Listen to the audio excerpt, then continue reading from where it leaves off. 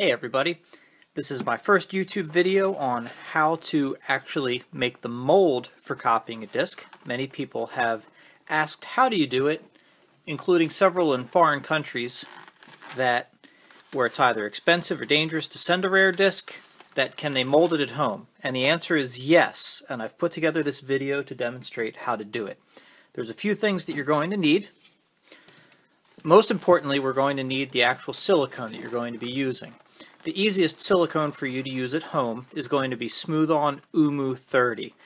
This is a very easy to use silicone. It's also very easy to find. A lot of Hobby Lobbies carry it, and virtually anywhere in the world there's a regional distributor.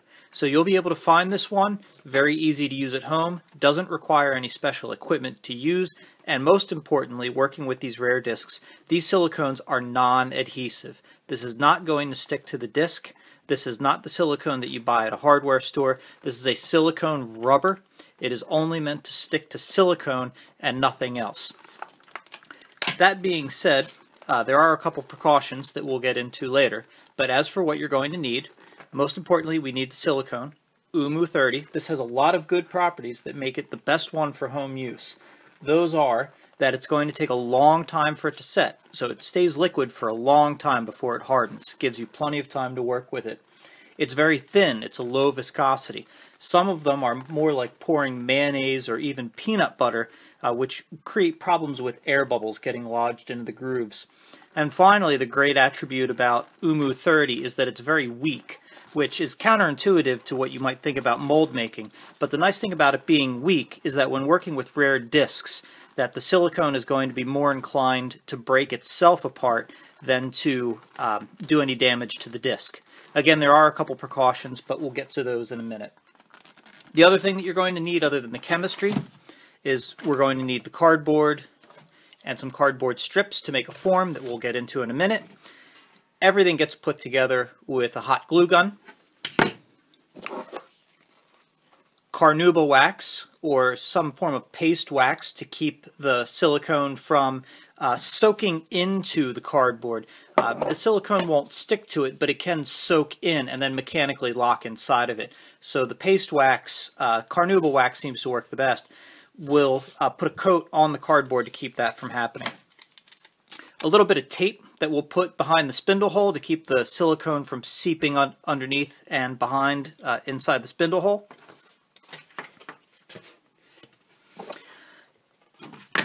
And most importantly, don't forget about having a decent set of gloves. You'll want to use nitrile.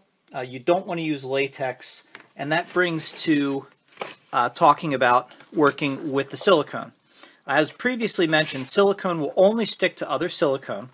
So you'll definitely want to clean the record thoroughly first. A glass cleaner works well, but it's important to clean it because if some sort of nefarious seller has used a silicone-based cleaner to give that record a shine, it could create a scenario where the silicone rubber will stick to it. The other issue with silicone is that anything that contains sulfur is going to keep the catalyst in this from setting. So any sulfur contaminating the silicone will cause it to stay liquid and it will never set into a rubber. That's why you want to use nitrile gloves and not latex. Latex contains sulfur, and all of this is going to be tested with mixing up a small amount of silicone and applying it to the record. Air is the constant problem, so most of this video is going to be about air management. To start with, when you get your kit, you'll want to shake it thoroughly, as it says to mix. The different constituents of the silicones will separate out. So you'll want to give it a good shake and then let it sit somewhere for an hour or so the air bubbles can float out and then dissipate before using it. After that, we take our piece of cardboard, we take our glue gun, our strips of cardboard, and we glue them together to make one strip of cardboard that's long enough to give us a form, or to allow us to make a ring of cardboard that is like this. This ring is 1/2 inch larger than the record in every diameter. So in total it's 1 inch larger than the record. So 7-inch disc, we have an 8-inch ring. That gives us 1/2 inch around the perimeter. And this is all hot glued on the outside. That way we can peel this all apart to safely remove the record later in the process. As you can see, we have the cardboard, the ring on the outside, all held together by hot glue.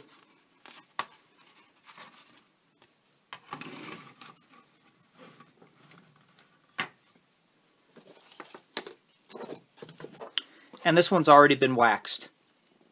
Take the paste wax and you just apply a good thick layer and let that dry. You can let that dry while all of the air bubbles are coming out of the Umu 30. Next, it's always a good idea to take just a small amount. If you take something such as a chopstick or a skewer, 2 of them, 1 each, you put one into part B and a separate one, of course, to not contaminate part A. Mix them together and then apply just a little bit of silicone in an inconspicuous area on one of the discs. You can also do it on the back. You can pick an area outside of the groove on the front. This is a large dab. You could do just a very small spot. And then after this is set for 12 hours to be on the safe side, you can then gently peel on it with your finger until you get that to come off.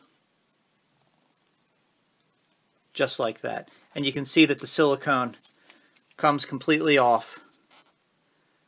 And if you're concerned about the silicone sticking, you've never used it before, it's always a good idea to do this in an inconspicuous space. And when you peel this off, you should be able to see if I can get that in the camera there. When you peel this off, it should have the exact detail from where you just removed it. And the rest of that should gently wipe right off. Also a good idea to have some rags handy to try to help with this. Okay. When we're mixing up the full amount of silicone, air again is an issue. We don't want air in the mix. So we're going to use plastic sandwich bags and squeeze out as much air as possible. That works very well to keep air from getting mixed in, and it's also an easy way to pour it out without having to dirty up a mixing container or anything. If you're going to do this more than once or twice, having some handy detailing brushes around is nice too, just to get the little bits of dust off. Here we have a real toe tapper. This is $18.99, The Coconut Dance, a banjo solo by Mr. Wes Osman.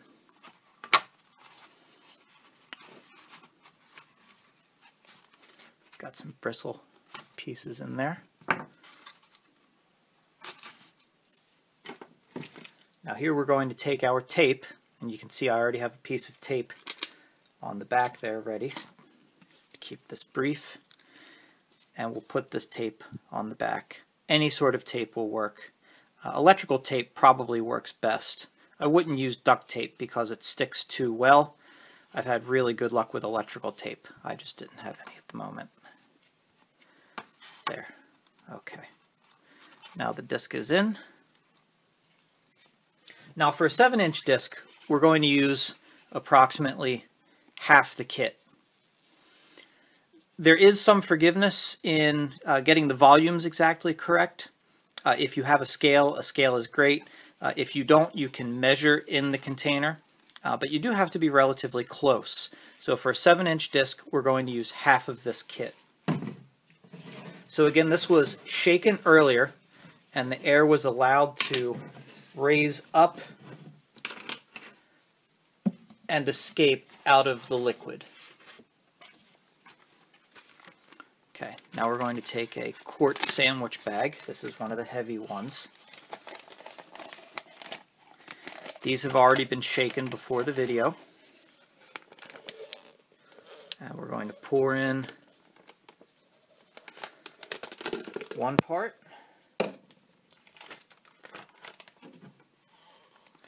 We're going to pour in the other part.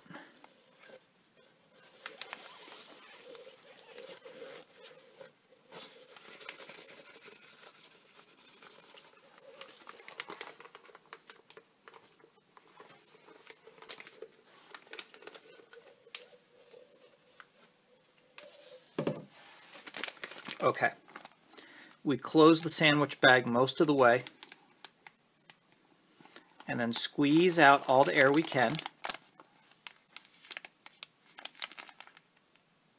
Seal the sandwich bag the rest of the way, and we mix until it's a uniform color.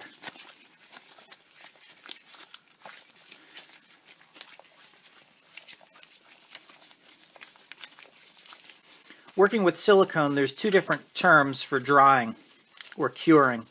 There's the pot life and there's demold time.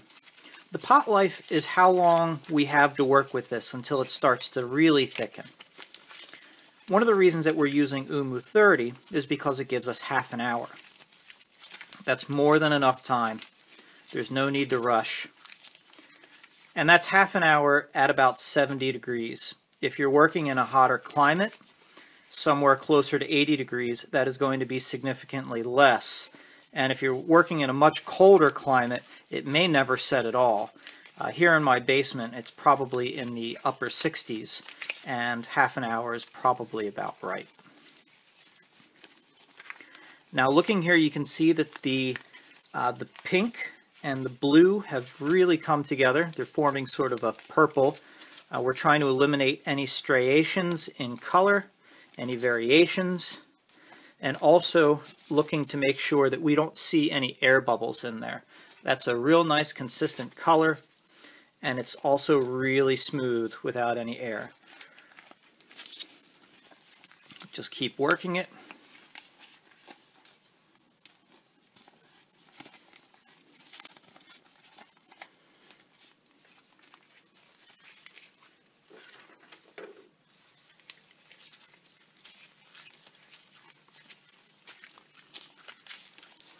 We are just about there.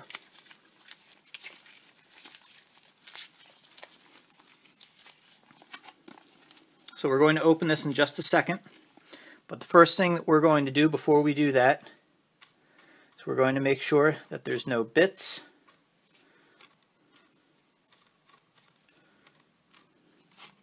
You'll also notice that this cardboard form, I don't know if you can see in the video, it's warped a bit this way.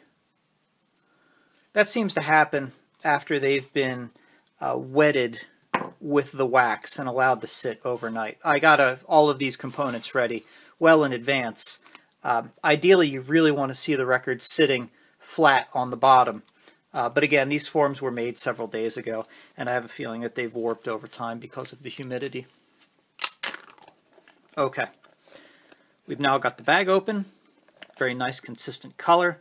And at this point, we don't want to do anything that will whip air into it. You may be able to see that there are some air bubbles in here. And the way that we're going to manage those air bubbles is by pouring very slowly in as wide and thin a stream as possible. That is to say that we pour slowly near the spindle hole in a very thin stream, and you may be able to see that as those air bubbles come over the edge, they stretch out and pop. And that's exactly what we want. We pour slow, we pour high in a thin, wide stream, and all those air bubbles are going to pop as they land. Being a low viscosity silicone, the air bubbles will also continue to rise after it's been poured in. But you don't want to dump this, because by pouring in too quickly, the air bubbles will get stuck in the grooves on the records. And then obviously they're going to show up in all the copies and produce a very audible click.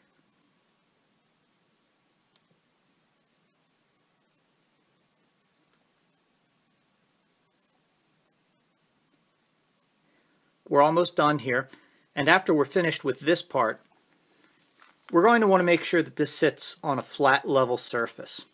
For the sake of being brief, I'm going to speed this along. But when not doing this in a video, it's best to do it as slowly as possible. We want to see as few air bubbles as we can possibly get away with. Okay. Now we'll set this aside on a flat level surface. If you have a basic bubble level or something like that, that's great. If not, just try to put it on the flattest, most level spot that you can find and let it sit for about 12 hours.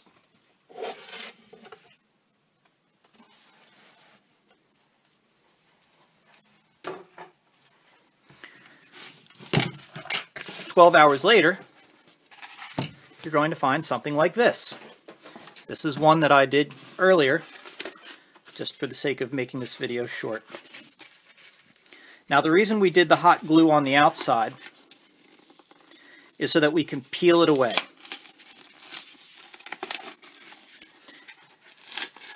You'll want to be slow, you'll want to be gentle, you don't want to flex the disc. The silicone is very flexible, and you know that the record isn't.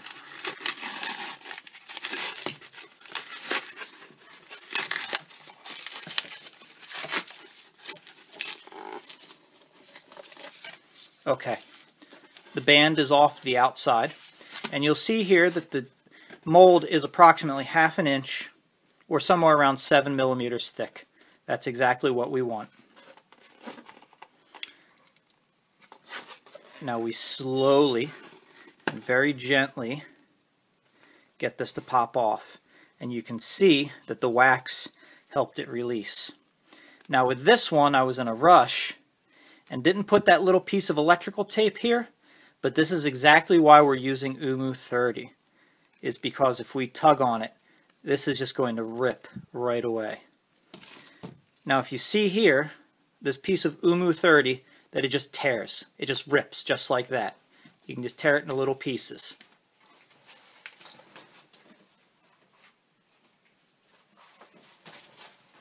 If we compare that to something like a platinum silicone, this platinum silicone, you can see that it's going to stretch, and you can see that I'm really pulling hard on it, but it's not going to tear.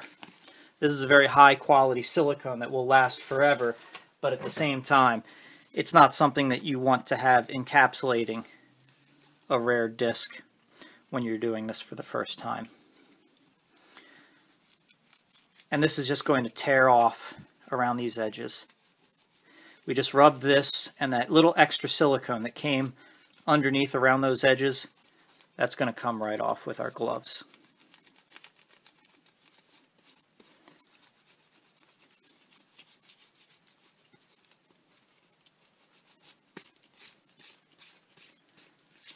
Okay, so now that's cleared off. Now gently we peel back, hold the record still, and this just comes right off. And what do we have here? Fritz Emmerich Lullaby, sung by George Watson, recorded in 1898. This is the original. Gently set that one aside. And here we have the mold. That you may not be able to see it because of the resolution on YouTube, but this has captured every detail, and from this we can make an absolutely perfect copy of this disc. Now if you want to make a copy that will play on an electric turntable, from here you can use virtually any polyurethane resin and basically have a have something that's compatible with an electric turntable, but not an electric, or not, excuse me, not a steel needle. This will play on a modern turntable with a cartridge, something that's meant to play vinyl, but using a steel needle on a polyurethane disc will probably destroy the disc. But here we have the mold, and from here just using a polyurethane resin will create a very nice copy. These molds do need to be stored in a very special manner. Laying them so they're crooked or stretched or anything touching them is going to leave a mark. I can show you that.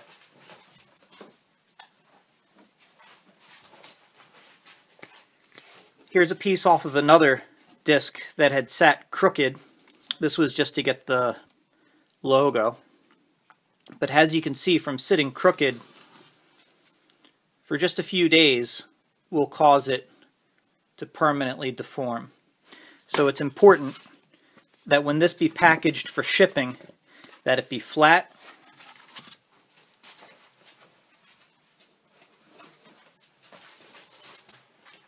and that it be protected with something else on it so that nothing can touch that grooved area. So that's everything you need to know to make a disc at home. Please contact me if you have any questions. Again, we want to use Umu 30, Carnauba wax, and a hot glue gun. You can do this yourself, and hopefully you'll send me your molds so I can make you high quality copies. Thanks for watching.